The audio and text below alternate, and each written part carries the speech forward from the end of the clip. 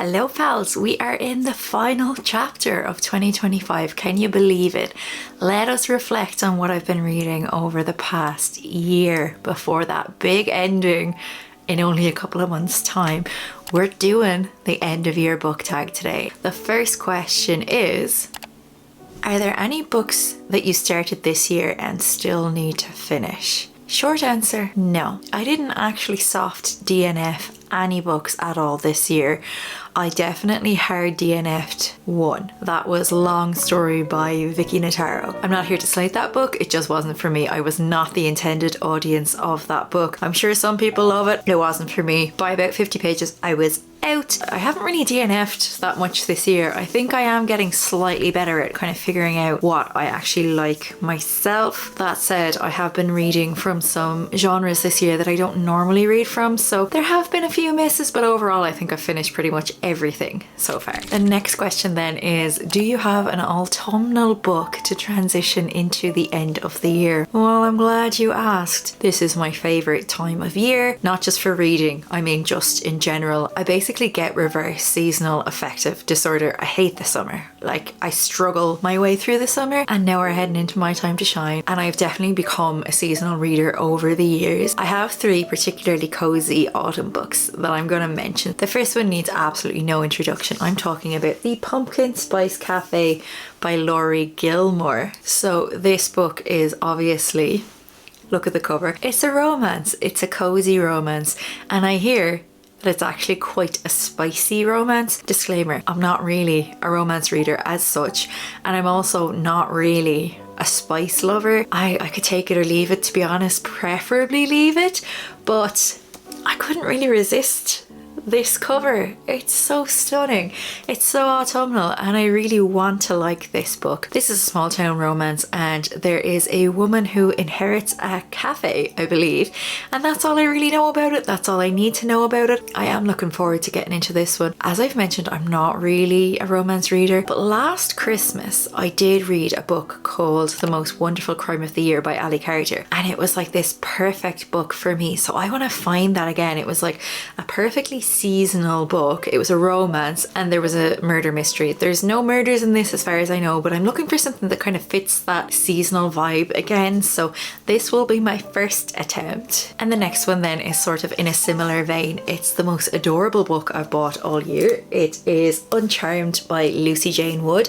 So I'd say a lot of you know Lucy from her YouTube channel over the years, but this is her second novel. So her first one was Rewitched, which was published last year, and it was a really cozy, nice read about a witch who had sort of lost her way and was in trouble of losing her magic overall, and just how she found herself again.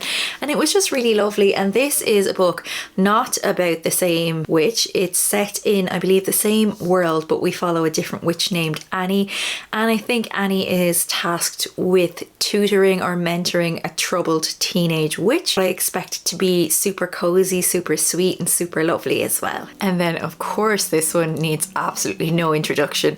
I read this book many years ago because I was probably of the demographic that this book was targeted toward when it came out, and that was 20 years ago, which is madness. Yeah, I would have been 16. I'm 36 now. So this is the 20th anniversary edition of Twilight by Stephanie Meyer. I couldn't resist buying this. It is so nice. I'm not even gonna like flick through it and show you, just trust me, it's lovely. Honestly, the reason I bought this is because it looks really nice, but also I feel like I want to reread it. I only read this first one and I remember not being very impressed with it. It was probably a few years after the first one had been published that I read it. I remember I was working a job in a little post office in rural Ireland, in the back arse of nowhere basically, and nothing was happening, so I borrowed a book off of a friend of mine, and it happened to be Twilight. It was pretty much all she had, and I read it, and I remember reading it and thinking it was fine. Then only a couple of years ago I sat down and watched all of the films. I had never actually read the rest of the books. The films, they just hit something for me, and now with all of this talk about Twilight because of the 20th anniversary, I'm like, I think now I might appreciate Twilight for what it is, even though I'm in my mid to late 30s. So I really look forward to picking this one back up again and potentially reading more of them depending on how this one goes. Those are 3 very predictable autumn reads, but I think that's the thing. I really want something very cheesy in its seasonalness, if that's a word. It is now. Next question then is there a new release that you are still waiting for? Why, yes, there is. So I recently read Quicksilver by Cahill, and to my surprise, I mean, I thought I would enjoy it for what it was, but I didn't think I would enjoy it as much as I did, but I did. And the sequel to that book is due to be published in November, I believe. So that's one, and then another one. So we have the sequel to The Will of the Many by James Islington. I really enjoyed that book. I'm very much looking forward to The Strength of the Few, even if I can't really remember The Will of the Many all that well now, but I know I liked it. I'd best look up a synopsis. And then of course we have The World of Legends and Lattes. So Travis Baldree is releasing yet another novel, another cozy autumnal novel, and this one is called Brigands and Red Knives, and I am so here for it and I'm so excited for it. And then one I only became aware of this week, Ed Winters. I don't know if a lot of you are aware of him or not. Earthling Ed is his username across the internet. He is a vegan activist and educator, and he is publishing his 3rd book, and this one is about how to go vegan and how to stay vegan. I really want to read it in spite of having been vegan now for over 4 years or so, but I feel like I could always do with a refresher. And not only does it deal with the vegan diet and things like that, but also just how to live as a vegan, because living as a vegan isn't just your diet, it's also about how you exist in the world with non-human animals and how you don't exploit them, how you don't use cosmetics with animal products, how you make sure that you always buy cruelty free, you don't use wool. Like, there's so much that I think before I went vegan I didn't really think about. I mostly thought about the diet, and then all of a sudden I was like headfirst into this lifestyle, but I was like, I can't just do one thing and say that I'm doing this for the animals without actually doing all of it. And I really respect what Ed does and who he is, and I just want to support him. So I feel like that's such an important book for me personally, especially just in terms of giving anybody any tips in terms of going vegan. It's also being published just in time for anybody who wants to give Veganuary a go. It took me 3 tries to say Veganuary. Next is, what are 3 books that you want to read before the end of the year? I believe the original question is need to read, but I don't need to read anything. I just want to read. That's why I do it. So the first is a book by an Irish author, and I'm planning on reading this one very soon. I have never read anything by her, but I believe she writes a bit of romance, but then she has a podcast that's to do with sort of darker, more grim things, and this book probably fits more into that thematically. So this book is Where I End by Sophie White. So this is my IRL book club's choice for October, and I'm really looking forward to reading it, but I'm just putting it off a little bit till we get closer to book club at the start of next month.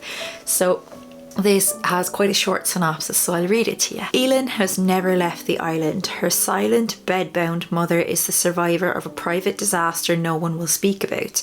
Elin desperately wants a family, and when artist Rachel and her baby move to the island, Elin finds a focus for her relentless love. I've heard that not only is this kind of dark and creepy, like not scary, like not jump scary, but just really kind of, I've heard it's a bit messed up, which I do enjoy from time to time, so I'm really looking forward to reading this, and also just to reading from an Irish author that I haven't read from before. I feel like I've been slacking on my Irish books a little bit lately, and I gotta get back on that. So this is one that I think I'm really gonna enjoy. And then besides that one, no surprise to anybody, we have Fool's Quest and Fool's Fate by Robin Hobb. So these are the last 2 books in the realm of the Elderling series by Robin Hobb. Half of you are like, oh, thank God she might finally stop talking about these books. I've been reading this series for about 2 years. So The Realm of the Elderlings is a book series by Robin Hobb. We have the Farseer trilogy, we have the Lifeship Trader trilogies, the Tawny Man trilogy, the Rain Wild Chronicles, which is part of 4 books. What's the name of a 4-book series? quadrilogy, yes. And then we have this final one, which is the Fitz and the Fools trilogy. Let me tell you, my favourite characters to read about are Fitz and the Fools, so I'm really excited to read these last two. I'm actually having a bit of a crisis about it at the moment because I don't know what I'm supposed to do with myself after I finished this series, but I plan on reading these two in the last 2 months. So Fool's Quest in November and Fool's Fate in December. I haven't really given any of these books individually 5 stars, but this is a case very much of the sum is far greater than the whole, because this is a 5 million star series for me. It is written absolutely perfectly. I hear that these last 2 books will destroy me, which I of course really look forward to. I'm frightened, I'm really stressed after having read the first book in this trilogy. I don't know what's coming, but I feel like it's heartbreak and I'm here for it. I cannot wait. This series is incredible. Is there a book that you think might shock you and become a favourite still this year? I don't think there will be any surprises, to be honest. I feel like Fool's Fate might be the Robin Hobb book that I finally give individually a 5 star to, but that remains to be seen, and I don't think that would be too much of a surprise if that was the case. I'm very stingy with my 5 stars or my favourites, and I haven't actually found all that many this year. I found one 5 star in June. That book was Open Heaven by Sean Hewitt. So we follow a young man in this one. His name is James and he lives in a very small sort of town, if not a village, where everybody sort of knows each other. He's a young gay man. He was outed by students in his school and he just really feels alone and unsure of himself and doesn't know where he fits in with the world and just feels like an outsider. He falls in love with another young fella that ends up moving in with his family for a while, and this book is really tenderly written, really beautifully written. The prose is chef's kiss, like absolutely phenomenal. You can tell that Sean Hewitt is first and foremost a poet, and this book also really subverted my expectations about what would happen. I thought I knew sort of the tropes of this book and what would happen, and it didn't go quite where I expected it to. It is such a lovely, beautiful, like breathtaking read. Easily a 5 star from me. I knew from the first paragraph when I picked it up. It's incredible. I don't think anything's gonna beat this or be on a par with this. Maybe Fool's Fate, as I've mentioned, but it's all up in the air, we'll see. And then, have you started making any reading plans for 2026? Sort of. I have some tentative plans in me old noggin here. It's a very big head, but it doesn't hold a lot, so forgive me if this comes out a bit garbled. First things first, at the start of the year, every year, because it's very easy to get caught up in the numbers with reading, like, oh, I read 400 books this year. I haven't read 400 books this year. I've never read 400 books in a year. I normally start out my year with a book that I have to take my time with. Usually that's a really chunky classic, and I have one chunky classic left on my shelves that I really want to get around to, and that book is it's The Hunchback of Notre Dame by Victor Hugo. It's really heavy. I'm probably going to have to get this on my Kindle. I don't know that I really know the story of this book. I can tell you that I was really obsessed with the Disney film when it was out in the 90s. I absolutely loved Esmeralda and her little goat. I would really like to get to know the source material, the original story as it was told. I don't even know if Esmeralda is in this book or Quasimodo.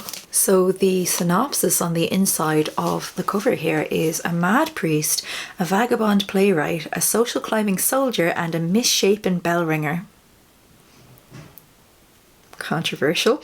All are captivated and intrigued by a gypsy girl's beauty and charm.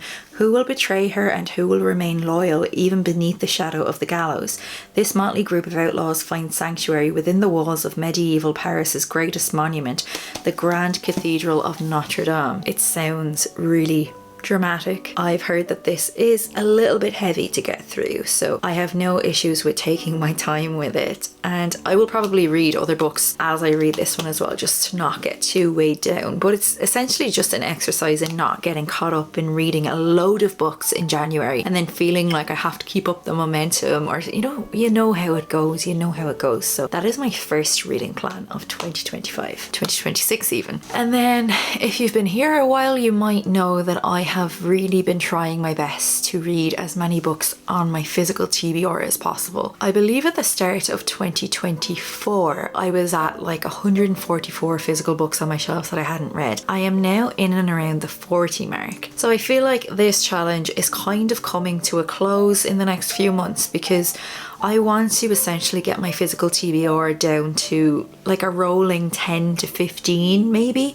So I still have a few books to choose from, but not too many that it's overwhelming like it has been. I have to kind of figure out what my reading goals are from here on out. My first and foremost goal for 2026 is to enjoy my reading. Sometimes that's easier said than done, but I really want to just slow down and take my time. I've also been saying for a really long time that I want to diversify my reading because I feel like I've been reading a lot of American and British authors, and I know that there are many other countries in the world, so I would like to start to pay attention to books from around the world, authors from around the world, just to expose myself to different stories from different places. So I might do an around the world reading challenge.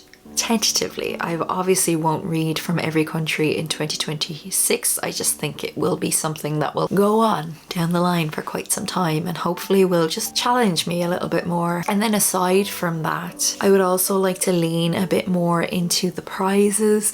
So maybe the Women's Prize and maybe the International Booker Prize and the Booker Prize. I don't know though, I don't want to set too many hard and fast goals for myself because I am at my core a mood reader. And then tentatively, I'm not sure, this has been on my mind, but I might start a little book club online, of course, because I'm not a people person, but it's nice to keep in touch about what we're reading. And do we need another book club in our lives? Maybe just buy a here or a Discord server or something like that. And then also I'm kind of thinking, toying with the idea of opening up memberships on my channel, or maybe starting a little Patreon. Nothing too excessive because I am at my core a procrastinator and I don't want to put too much pressure on myself. That is sort of vaguely related to reading. So that's all the questions. Thanks for sticking with me. Thanks for being here. And do let me know your answer to any of these questions down below. Would you be interested in a book club? Just a small one, no pressure, maybe a book every 2 months, every month at most. Let me know how you feel about that in the comments below as well. It's not something I have set in stone. It's just